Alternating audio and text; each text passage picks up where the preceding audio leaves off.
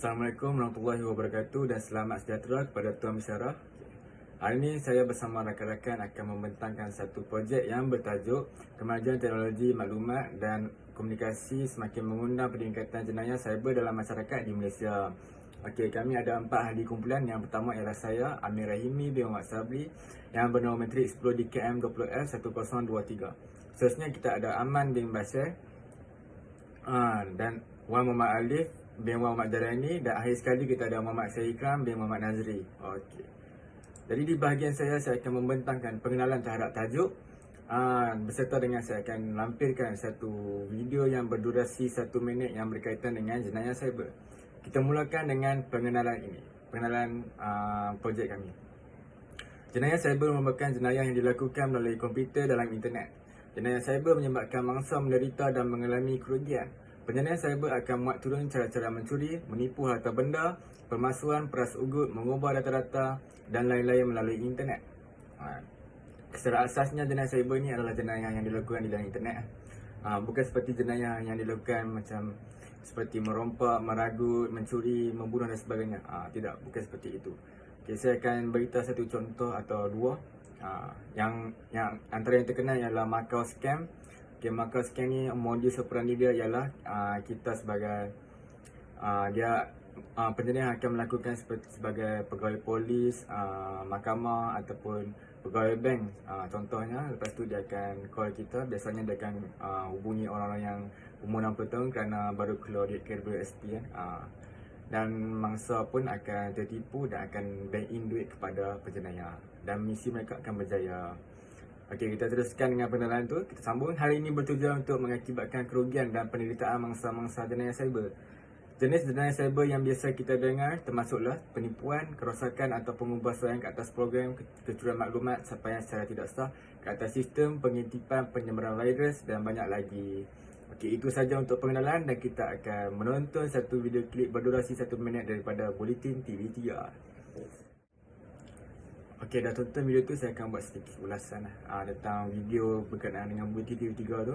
Kita tengok peningkatan jenayah cyber ni agak tinggi di Malaysia dari 2016 hingga 2022. Tingkatkan sehingga 61%. Berbanding dengan sebelum tu 39%. So adalah satu peningkatan yang drastik. So manusia mungkin kita punya ilmu tentang jenayah cyber ni berkurang tentang internet ni. So sebabkan itulah peningkatannya sangat mendadak.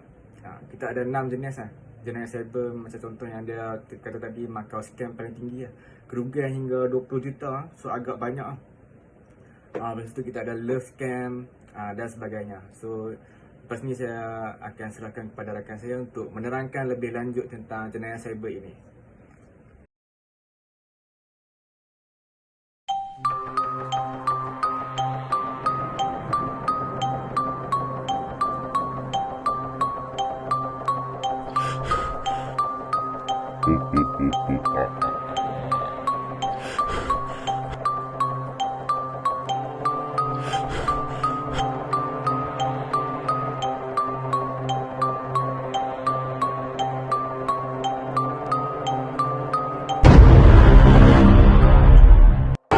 Stop cyberbullying.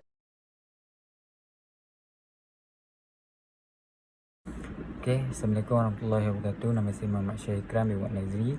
Nombor matrik 10 DKM 20F1030. Saya akan menerangkan punca-punca atau faktor berlakunya jenayah cyber di dalam negara. Okay, pertama sekali, penggunaan perbankan online secara meluasa diperkenalkan kepada pengguna. Mudah, menjimatkan masa dan tenaga, juga fleksibel, menyebabkan ramai pengguna beralih menggunakan aplikasi ini. Terdapat pihak-pihak yang mengambil kesempatan dengan mencipta laman web perbankan. Ia dilakukan oleh penjenayah cyber dengan menggunakan taktik phishing, antaranya menghasilkan laman web palsu yang menyerupai laman web perbankan sebenar. Pengguna yang tertipu akan memasukkan kata laluan di laman web palsu itu, dan maklumat ini akan diperoleh oleh penjenayah cyber. Okey, seterusnya, sikap manusia yang sukar dikawal. Penjenayah menyerang sistem disebabkan perasaan suka-suka atau ingin menggunakan ilmu yang baru mereka pelajari. Antaranya perbuatan ialah mereka mencipta program-program pemusnah atau virus komputer untuk memusnahkan pangkalan data pada pihak lain. Dan akhir sekali, masyarakat yang kekurangan pengetahuan dan pengendalian komputer. Kebanyakan penjenayah cyber ini adalah golongan berpengetahuan ataupun profesional dalam pengendalian komputer. Orang ramai sering menjadi sasaran golongan penjenayah cyber ini kerana mereka tidak ketahui cara-cara untuk mengelak diri daripada ancaman jenayah cyber. Sekian daripada saya. Terima kasih.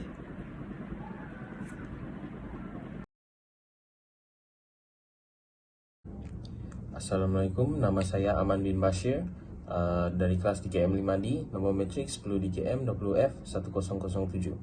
Dan saya akan membentangkan tentang kesan-kesan jenayah cyber kepada individu dan komuniti. Terdapat pelbagai kesan yang menyumbang kepada jenayah cyber. Yang pertama adalah tiada security atau keselamatan dalam proses transaksi pembayaran online. Laman web yang tidak rasmi dalam proses perbankan online akan memudaratkan pengguna, iaitu tanpa sedar mereka telah memberikan info mereka kepada penjenayah cyber.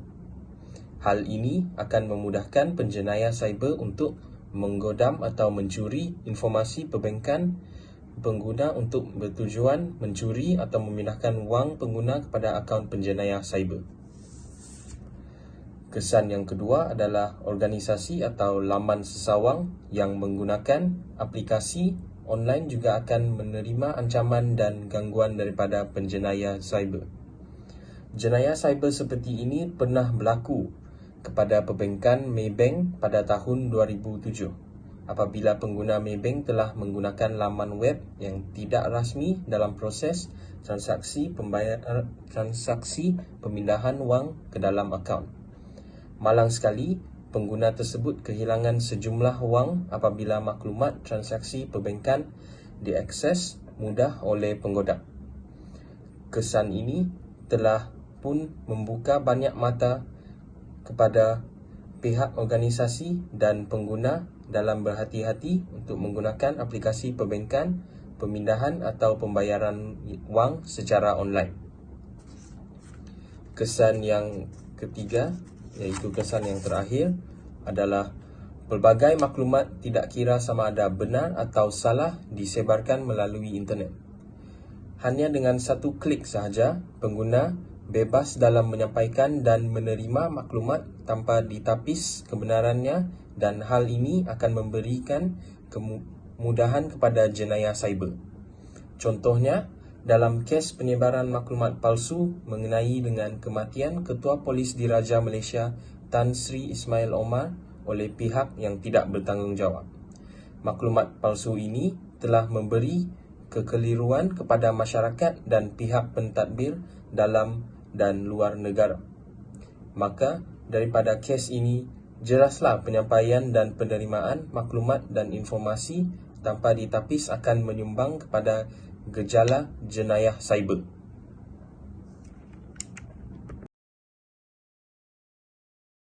Assalamualaikum, nama saya Wan Muhammad Alif bin Wan Muhammad Jailani. So hari ini saya akan mengupas sedikit sebanyak tentang masalah yang berlaku di negara kita, iaitu penindakan jenayah cyber dalam masyarakat di Malaysia. So saya akan menanyakan sedikit sebanyak soalan kepada penduduk setempat mengenai isu ini. Jom sama-sama. Okey. Sebelah saya terdapat penduduk tetap di kampung Kasar Prima ini. So, saya ingin menanyakan soalan kepada Encik Daniel kan? Ya, betul. Okey. Apakah yang Encik faham tentang jenayah cyber yang berlaku di Malaysia? Okey, pada pandangan saya, apa yang saya faham tentang jenayah cyber ni, kita boleh relatekan dia dengan macam-macam lah. Contohnya seperti scammer, dari segi penipuan secara online. Jadi kalau kita tengok sekarang ni dekat Malaysia ni kan, statistik menunjukkan yang jenayah cyber di Malaysia ni makin meningkat. Betul. Jadi bila kita tengok dekat sesuatu negara tu statistik jenayah cyber makin meningkat, jadi penduduk-penduduk dia pun masih makin resah, makin gelisah. Jadi kita kena buat penambahbaikan lah. Itu saja. Okey, untuk soalan yang seterusnya, contoh jenayah cyber yang berlaku di Malaysia. Apakah yang Encik Dan dapat kupaskan tentang isu tersebut? Jadi untuk contoh-contoh seperti yang saya dah beritahu tadi adalah yang pertamanya scammer lah. Dia akan minta duit, tak kira lah daripada segi macam mana sekalipun. Yang keduanya jenayah cyber ni contohnya seperti Penyebaran penyebaran maklumat palsu. Penyebaran video-video lucah, maklumat palsu. Itu seperti contoh-contoh jenayah cyber lah. Jadi kalau kita dapat tahu jenayah cyber ni dah makin teruk lah kat Malaysia. Kita perlu elakkan lah. Kita perlu elakkan lah. Jadi anak-anak muda mohon untuk elakkan jenayah cyber ni. Okey. Hari sekali saya nak tahu, apakah langkah yang kita sebagai rakyat Malaysia dapat mengatasi masalah jenayah cyber dalam masyarakat di Malaysia? Pada saya untuk mengatasi jenayah cyber ni, kita kena mula daripada ni lah. Kalau contoh tumbuhan tu kita kena mula, kalau kita nak semai dia daripada akar kan. Jadi kita kena tengok macam anak-anak muda, kita kena semai dia daripada budak-budak. Jadi contohnya budak-budak ni kita tak boleh bagi dia tengok handphone tu Tanpa pemantauan ibu bapa lah. Jadi bila kita buat macam itu, nescaya jenayah cyber ni dia takkan berleluasa lagi lah. Dan dapat mengurangkan. Dah dapat mengurangkan jenayah cyber di Malaysia ni. Jadi itu saja. Terima kasih untuk sedikit sebanyak maklumat Encik Dan. Ini adalah penduduk kedua daripada Taman Dasar Prima. So boleh Encik kenalkan diri? Nama saya Muhammad Hafiz Azman. Okey, Encik Hafiz Azman. Boleh tak Encik beritahu kami sebagai rakyat Malaysia dan juga Encik sebagai rakyat Malaysia, apakah punca yang menyebabkan peningkatan jenayah cyber dalam masyarakat Malaysia yang semakin meningkat?